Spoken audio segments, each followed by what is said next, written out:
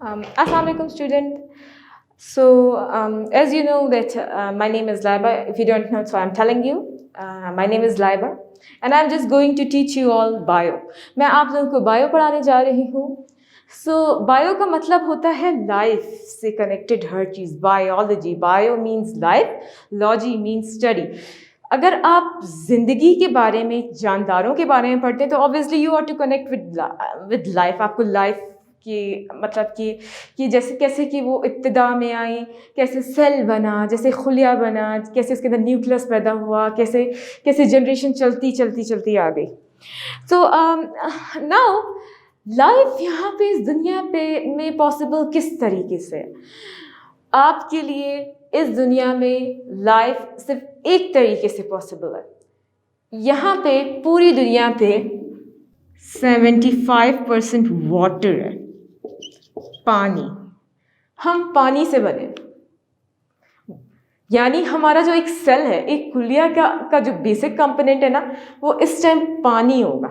और पानी ही बहुत इंपॉर्टेंट चीज़ होती है जो इंसानी ज़िंदगी को, जो इस दुनिया पे एक लाइफ को आगे प्रमोट करने वाली है या आगे आगे चलाने वाली है. अगर पानी ख़त्म हो जाएगा आप लोग ज़िंदा नहीं रहेंगे, क्योंकि एक इंसानी जिस्म 3 दिन तक बग़ैर पानी के रह सकता है. 3 दिन के बाद वो मर जाएगा. यानी आपकी खुराक से ज़्यादा इम्पोर्टेंट इस वक्त आपके लिए पानी है. हमारा लेक्चर आज का सिर्फ और सिर्फ पानी के ऊपर है. वो क्यों इतना इम्पोर्टेंट है, वो क्या है, उस सब के बारे में मैं आज आप लोगों को पढ़ाऊंगी. Importance of water. क्यों ज़रूरी है पानी? तो इम्पोर्टेंस ऑफ वाटर में हम लोग पढ़ेंगे.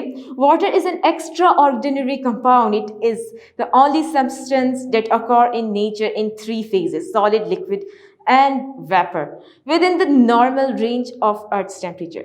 स्टूडेंट्स, मैं आपको एक रिकमेंडेशन दूंगी कि आप अगर मेरा लेक्चर लेते हैं तो आप बुक के साथ लें. आपको बहुत अच्छे से और अच्छे तरीके से समझ में आएगा.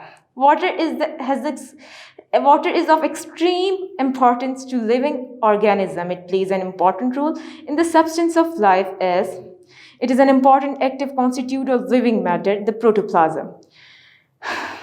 It serves as a medium in many psychological, physiological process. It is a universal solvent and a medium of transport.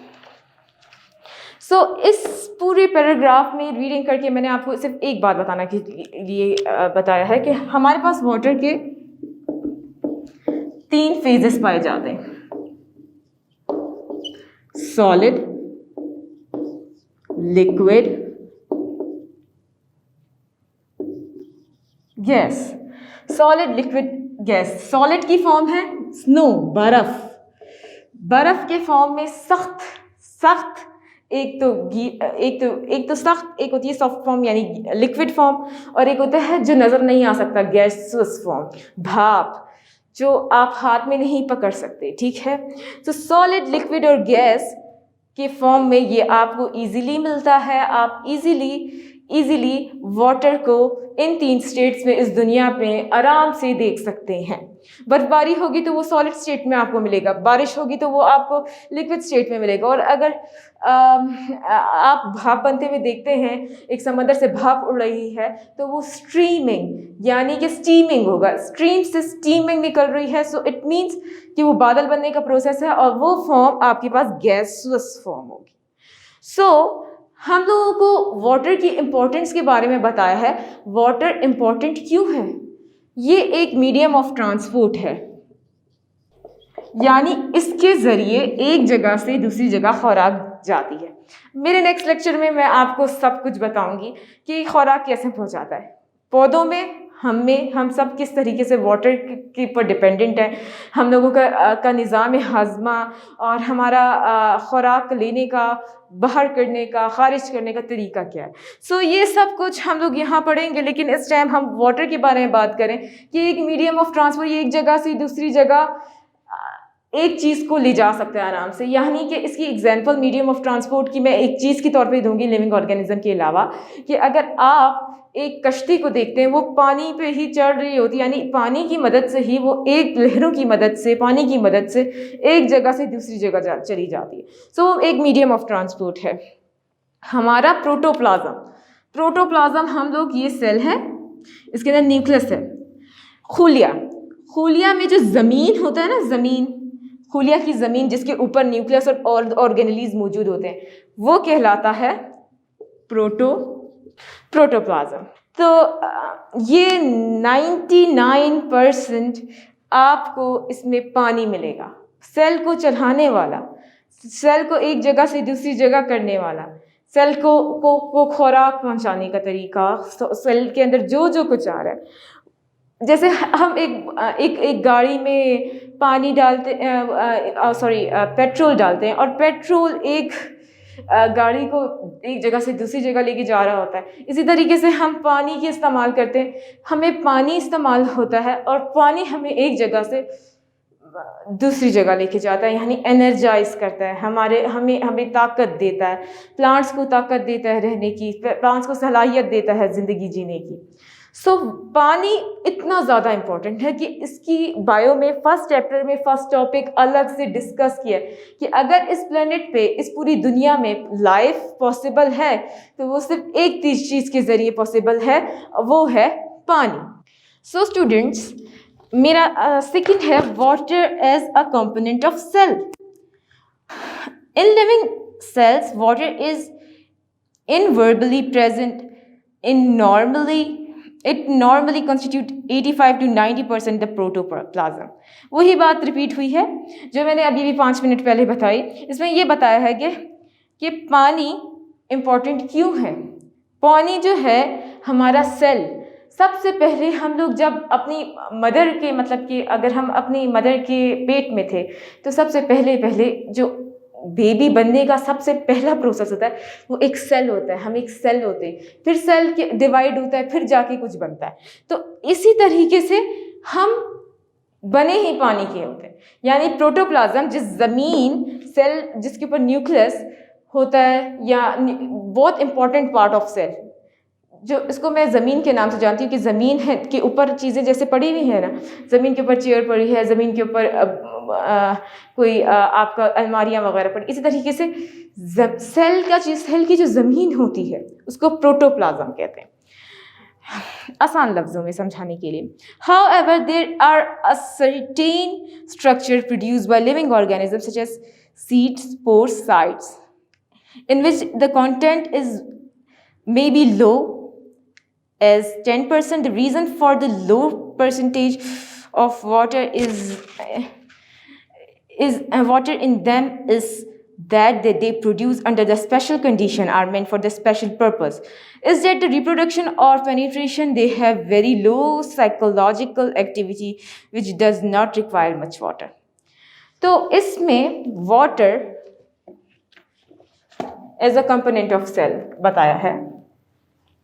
सबसे पहले 85 से 90% तक हमारे हर एक सेल, जिसम में जितने भी सेल, हजारों, लाखों, करोड़ों टाइप्स ऑफ सेल, करोड़ों किस्म के, करोड़ों तादाद के सेल पाए जाते, तो वो उसके अंदर जो पानी होगा वो 85 से 90% होगा। यानी कि आप पानी से ही बने हुए, आपके सेल में इतना पानी है, एक चीज़ में, एक माइक्रोस्कोपिकली, मतलब आपको उसको, हमारी बॉडी को बहुत ज़्यादा डायग्नोज किया, बहुत ज़्यादा आगे, बहुत ज़्यादा गहराइयों से जानने के बाद ये पता लगा कि हमारे अंदर 80 to 90% पानी है। अच्छा, तो स्पोर्स, साइट्स के बारे में जिक्र किया गया है बुक के अंदर। एक है स्पोर्स, एक है साइट्स, और एक है सीड्स। इसका बताया ये तीन चीज़ें जो हैं उसमें 10% पानी होता है। वजह क्या है?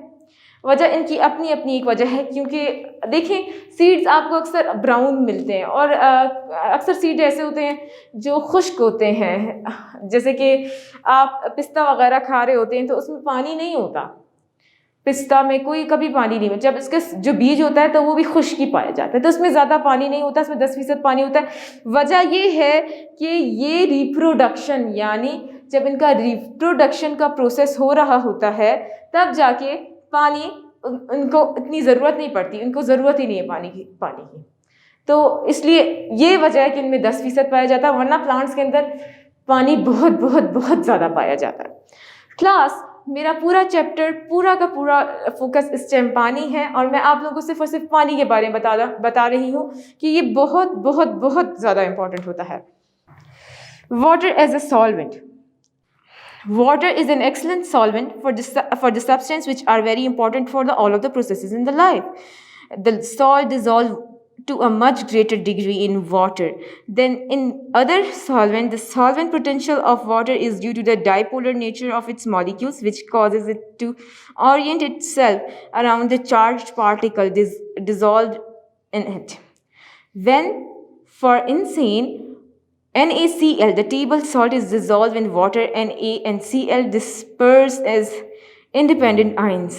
The positively charged Na ions will arrange themselves around the negative zone, and the water dipoles, negatively charged Cl ions, will do so around the positive zone of the water molecules.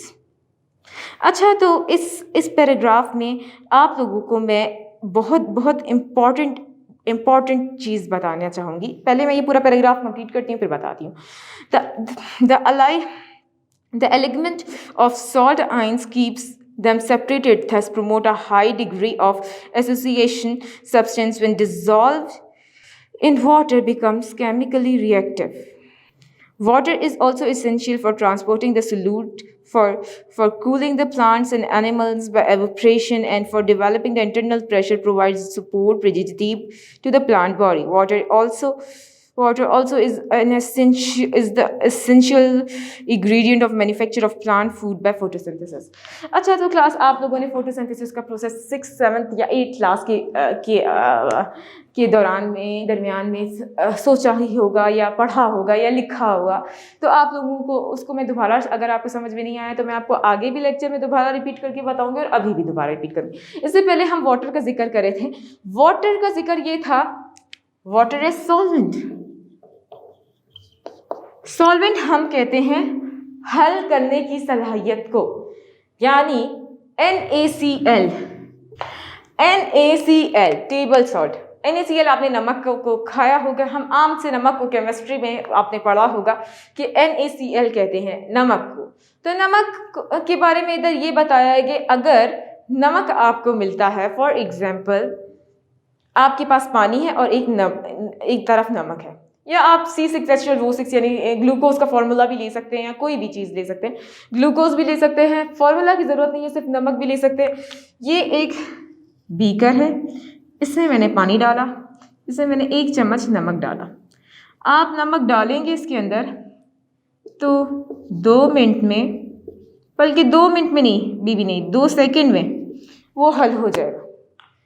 वजह क्या है कि इसके पास high power, ये universal solvent कहलाता है, यानी ये दुनिया की हर चीज़, मेजॉरिटी चीज़ जो डाइपोलर चीज़ें ना, पोलर नहीं, डाइपोलर चीज़ें जो हल होने वाली चीज़ें आराम से पानी के अंदर सबसे पहले हल होंगी। आपने सुना होगा कि पानी के अंदर इतनी ताकत है कि वो पत्थर में भी सुराख कर देता है। तो इसका मतलब इसके अंदर हल होने की इतनी पावर है। बड़े बड़े रॉक्स, बड़े बड़े चट्टानें पानी के अंदर आराम से हल हो जाती हैं। क्यों? वजह ये है कि इसके अंदर सलाहियत है, वो सलाहियत जो पानी की वो सलाहियत जो इसको इतना ताकतवर बनाती है कि वो अपने अंदर हर चीज़ हल कर सके। तो यहाँ पे बुक में आपको एक एक्सपेरिमेंट के तौर पे एक बात बताई गई है कि वाटर एक सॉल्वेंट की तरह बहुत अच्छे से काम कर लेता है। इसके अलावा मैं आपको एक और बात बता रही थी फोटोसिंथेसिस के बारे में। फोटोसिंथेसिस हम लोगों के पास एक ऐसा प्रोसेस है जब प्लांट्स अपने वाटर, पानी और sunlight along with carbon dioxide हम लोग जो धुआं गाड़ियों वगैरह से आता है या पोल्यूट्री जो सब कुछ होता है उनको प्लांट्स दिन के टाइम अब्जॉर्ब करते हैं सांस लेने के लिए, और सनलाइट और पानी के साथ मिला के फोटोसिंथेसिस का प्रोसेस करते हैं। फोटोसिंथेसिस का प्रोसेस में शुगर बनता है और ऑक्सीजन हमें बदले में वापस मिलता है। ये बहुत इंपॉर्टेंट प्रोसेस है। कहते हैं ना कि दरख्त लगाएं ताकि हमारे आलूदा जो माहौल है वो ज़्यादा जल्द अज जल्द ठीक हो जाए। और जैसे कि इमरान खान ने भी रिसेंटली बहुत सारे दरख्त लगवाए। तो ये वजह ये है कि ऑक्सीजन बहुत इम्पोर्टेंट चीज़ है और हमारा पाकिस्तान बहुत आलूदा हो रहा है। तो आलूदगी फैल रही इसीलिए क्योंकि यहाँ पे सांस लेने के लिए कार्बन डाइऑक्साइड ज़्यादा पाई जा रही है और ऑक्सीजन कम है। तो हम दरख्त लगाएंगे तो सारे दरख्त फोटोसिंथेसिस करेंगे तो ऑक्सीजन रिलीज होगी और पूरी दुनिया में ऑक्सीजन और मतलब कि पूरे पाकिस्तान में ऑक्सीजन बहुत इजीली फैल जाएगी और हमारा माहौल साफ से साफ तर हो जाएंगे। तो इसलिए कहते हैं दरख्त बहुत अच्छा होता है और दरख्त आपको सांस लेने में हेल्प करता है। इसके अलावा वाटर जो है वो एवोपरेट होता है। एवोपरेट इस तरीके से होता है कि ये एक गैसुअस फॉर्म में चेंज हो जाता है। इस आखिरी की कुछ लाइनों में ये बताया है कि आपके जिस्म में अक्सर आता है, फॉर एग्जांपल कि आपको गर्मी लगती है तो आपकी बॉडी के ऊपर पसीने आते हैं, और जब आपको पसीने आते हैं तो स्वेटिंग के ज़रिए आप पूरे गीले हो जाते हैं। अक्सर हर इंडिविजुअल के अंदर, हर एक इंसानी चीज़ के, जानदार चीज़ को पसीने खामखा आते हैं। पसीने आने की सिर्फ एक ये वजह है कि अल्लाह ताला ने हमारी बॉडी को बनाया ही कुछ इस तरीके से है कि वो सांस लेती है। जब वो सांस लेती है तो उसके अंदर बॉडी के बॉन्ड्स टूटते हैं, और जब हम पानी पीते हैं और सांस भी लेते हैं तो हमें इसके लिए एनर्जी रिक्वायर होती है। अब मैं यहाँ से वहाँ तक बाहर तक जाती हूँ, सख्त गर्मी का मौसम है या मैंने बहुत बड़े बड़े चक्कर मारे तो मुझे पसीना आ गया। पसीना हमें एक वजह से आता है कि आपका जिस्म कूल होना चाहता है, यानी ठंडा रखना चाहता है। तो अल्लाह ताला ने एक ये निज़ाम बनाया है कि आपके जिस्म को ठंडा रखने के लिए आपको जब गर्मी लगती है तो आपको पसीना आता है। और इसी तरीके से एवोपरेशन का प्रोसेस होता है कि एवोपरेशन का प्रोसेस ये होता है कि प्लांट्स के अंदर एवोपरेट हो जाता है पानी। जैसे ही हमें जैसे पसीना आता है वहाँ पे शबनम के कतरे होते हैं और वो एवोपरेट हो जाते हैं सनलाइट की वजह से, ठीक है। शबनम के कतरे भाप बन जाते हैं, हमारा पसीना भी भाप बन जाता है। अक्सर खुश्क हो जाता है पसीना, तो ये वो गायब खुश्क होने का प्रोसेस ही यही होता है कि वो भाप बन जाता है। सो आप लोगों को होप ये क्लियर होगा कि वाटर की 3 फेजेस हैं, सॉलिड, लिक्विड एंड गैस। और आप इस दुनिया में 3 फेजेस पाई जाती है, बर्फ़ की सूरत में, पानी की सूरत में और गैस की सूरत में। और water as a component of cell आपको बताया कि हमारी बॉडी में 85 से 95% पानी मौजूद है। एक प्लांट की बॉडी में भी इतना ही मौजूद होता है, लेकिन आपको सीड्स मतलब कि बीज वगैरह रूट्स में पानी इतना ज़्यादा नहीं मौजूद होता। क्यों नहीं मौजूद होता? क्योंकि उनको ज़रूरत नहीं है, और जब उनको ज़रूरत होती है तो वो अपने अंदर वाटर खामखा खुद ही फिल कर देते हैं, ठीक है। Water as a solvent NaCl का बताया, टेबल सॉल्ट को कहते हैं नमक को। तो नमक को हल करने का तरीका एक ही होता है कि नमक को हल करने का एक ही तरीका होता है कि आप पानी में नमक डालें तो वो यूनिवर्सल सॉल्वेंट है और आसानी से अपने अंदर सब कुछ डिसॉल्व कर देता है। तो वाटर एज मेटाबोलाइट, ये वाला पैराग्राफ समझाऊंगी आपको, ये बहुत आसान और बहुत दिलचस्प है। Water as a metabolite, water act as a metabolite. All the chemical reaction occurring in the cells take place in the aqueous medium. Those reactions often consume or produce water molecules. Water is present within the cell and bathes the cell all around the body of organism. The maintenance of constant aqueous internal environment and principle of the physiological requirement of for all the terrestrial as well as aquatic organism, water is also required for the hydrolysis. In fact, the life exists on the earth would have originated and evolved if there had been no water. तो इस वाले paragraph में बहुत दिलचस्प water as a metabolite के बारे में बताया। Water as a metabolite. Water as a metabolite का मतलब होता है तोड़ने का निज़ाम। अच्छा, तो आप लोगों ने क्लास सुना होगा कि मेटाबॉलिज्म का प्रोसेस है 8 क्लास में या 7th क्लास में या 9th क्लास में। मेटाबॉलिज्म का प्रोसेस होता है फूड को तोड़ने का प्रोसेस।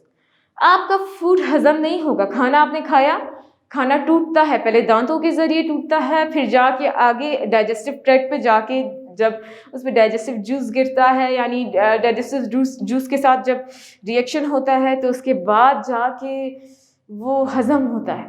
तो हाजमे का प्रोसेस है ना, मेटाबॉलिज्म कहलाता है। हाजमे के प्रोसेस में मेटाबोलाइट जो होते हैं, मेटाबोलाइट तोड़ने का, हजम करने का निज़ाम कहा जाता है। सो आपको इस टाइम वाटर्स के ज़रिए पानी हजम होता है। आप अक्सर खाना खा रहे होते हैं तो आप मेजॉरिटी टाइम कोल्ड ड्रिंक पीते हैं उसके साथ, या आप मेजॉरिटी टाइम जब कोई ठोस ग़िज़ा खाते हैं तो अक्सर आपकी गले के से नहीं उतर रही होती और आप पानी पी लेते हैं। तो पानी एक तरह से उस टाइम भी आपको हजम करके दे रहा है और आपको आपकी खुराक को हजम कर रहा है, आपकी खुराक को तोड़ रहा है, और बॉडी के इंटरनल स्ट्रक्चर में भी यही हो रहा होता है। एक तरह से पानी इतना ज़्यादा इम्पोर्टेंट है कि वो एक हाजमे के प्रोसेस को डबल कर देता है, जल्दी कर देता है, और दूसरा ये खाने को नरम कर देता है। आपकी स्टमक के अंदर अगर आप कोई सख्त चीज़ खा लेते हैं तो ऑब्वियसली आप 1-2 ग्लास पानी पिएं तो आपके अगर पेट में सख्ती भी महसूस हो रही है तो आप वो ख़त्म कर सकते हैं ईज़िली, बहुत आसानी से, वाटर के ज़रिए, वाटर पी के, पानी के 1-2 ग्लास पी के, और आपकी वो सख्ती फुल ख़त्म हो जाएगी, ये मेरी गारंटी है। तो मैं आपको सिर्फ़ और सिर्फ ये बताना चाह रही हूँ कि पानी बेहद ज़रूरी चीज़ होती है, और पानी जो है आपको ज़िंदा रखने के काम आता है।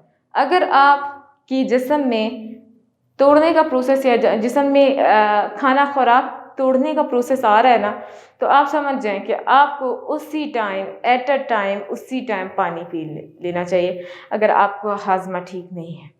तो पानी के बारे में यहाँ पे एक और बहुत अच्छी बात की गई है कि पानी के अंदर एक अपना प्रिंसिपल है, इसका अपना एक पानी जैसा कोई ड्रिंक नहीं पाया जाता। तो ये एक नेचुरल सी ड्रिंक है और इसका अपना एक एक्वस सोल्यूशन है। ये बना है 2 हाइड्रोजन और 1 ऑक्सीजन के जरिए, H2O। 2 हाइड्रोजन और 1 ऑक्सीजन मिलके पानी बनाते हैं। हाइड्रोलाइसिस के प्रोसेस का जिक्र हुआ, मैं इसको अपने नेक्स्ट लेक्चर में समझाऊंगी। हाइड्रोलाइसिस का प्रोसेस फुल वाटर से कनेक्टेड है। एक सेल को नहलाने का काम इजी वक्त में, इजी लैंग्वेज में, बुक की लैंग्वेज ही है, कि सेल को फ्रेश कर देता है, पानी नहला देता है, मतलब कि पूरे सेल की सफाई हो जाती है। जब अगर आप पानी पीते हैं ना तो एक एक सेल की सफाई हो जाती है। तो आप जितना ज़्यादा पानी पिएंगे आपकी ज़िंदगी इतनी ज़्यादा आप हेल्दी रहेंगे, आप इतने ज़्यादा जवान रहेंगे। इसके बाद हमारा एक और जो मैं लास्ट टॉपिक है इस वाले लेक्चर का, तो आपको मैं रीडिंग करके सुनाना चाह रही हूँ, आप सुन लें। Transport of materials across the cell. In the living organism, each cell is bounded by cell membrane. The cell membrane are able to regulate the movement of material across them. The cell constantly exchange materials with their environment through the cell membranes, but the movement of the materials in and out of the cell across the cell membrane is not an uncontrolled traffic, because the certain materials can pass through the membrane and other cannot. Thus, the primary function of the cell membrane is to regulate the passage of substance between the interior of the cell and its external environment. Many different molecules can move across the cell. Of all of these, water is the most important. Many inorganic salts move across the cell membrane into solution and is dissolved in water. One of the processes by which the exchange of materials between the cell and their environment occur is called diffusion. For instance, water and organic salt dissolve in it pass into the plant by diffusion through the root hair into the cell of roots. Sorry, it's very अच्छा जी। इसमें दो process बताए हैं। पहला paragraph में आपको समझाने की पूरी कोशिश करती हूँ। It's a bit complicated, but आप लोगों ने सेल मेम्ब्रेन के बारे में पढ़ा होगा। होप सो क्लास आपने पढ़ा होगा। अगर नहीं पढ़ा है तो मैं इस लेक्चर में आपको बता देती हूँ सेल मेम्ब्रेन होती क्या है। सेल मेम्ब्रेन ये हाईली इलेक्ट्रॉन माइक्रोस्कोप से फ्लूइड मोज़ेक मॉडल आप लोगों ने शायद पढ़ा हो, याद हो। सेल मेम्ब्रेन असल में होती क्या है? सेल मेम्ब्रेन हमारे जिस्म के हर एक सेल के ऊपर एक पर्दा होता है। वो पर्दा जो पानी को फिल्टर करता है, पानी को साफ करता है। एक चीज़, चाहे वो खाना हो, चाहे वो जो भी हो, वो सेल मेम्ब्रेन के ज़रिए आ रहा है। तो इसके अंदर ये बताया है कि सेल मेम्ब्रेन के ज़रिए आपको पानी मिलता है। तो प्राइमरी सबसे पहले जो प्राइमरी तौर पे जो सबसे पहले डाइजेशन का प्रोसेस स्टार्ट होता है ना, खाने का हज़म करने का प्रोसेस सेल मेम्ब्रेन शुरू करती है। सेल मेम्ब्रेन इस तरह शुरू करती है कि पानी जो है इसकी एक ड्रॉप, एक बूंद जो है फिल्टर होती है, फिर जाके वो सेल में पूरे प्रोटोप्लाज्म में जाके उसमें 90 to 85% तक भरती है। अल्लाह का निज़ाम इतना ज़्यादा कॉम्प्लेक्स और इतना डिफ़िकल्ट है। होप सो ये आप लोगों को क्लियर हो। पानी एक इंसान को ठंडा रखने के काम आता है, एक कूल करता है, पूरे बॉडी के सेल को बात कर देता है, यानी नहला देता है। पूरा सेल साफ़ सुथरा हो जाता है अगर आप पानी पी लेते हैं। एक यहाँ पे डिफ्यूजन का जिक्र हुआ है। इसमें इसका मतलब क्या होता है? Diffusion is the process of removal of water, यानी कि पानी का ख़त्म हो जाना। डिफ्यूज नीचे से ऊपर की तरफ मूव करना किसी भी चीज़ का, उसको कहते हैं हम डिफ्यूजन। होप सो आपको ये क्लियर होगा। मैं डिफ्यूजन को आगे अपने नेक्स्ट लेक्चर में बहुत अच्छे तरीके से ओपनली और अच्छे तरीके से डिस्क्राइब करूँगी, बट फ़िलहाल के लिए आपको ये सब चीज़ें ज़रूर याद करनी है। ज़रूर मेरे लेक्चर को 5-6 दफ़ा सुनिएगा, आपको और अच्छे से समझ में आएगा। Thank you so much.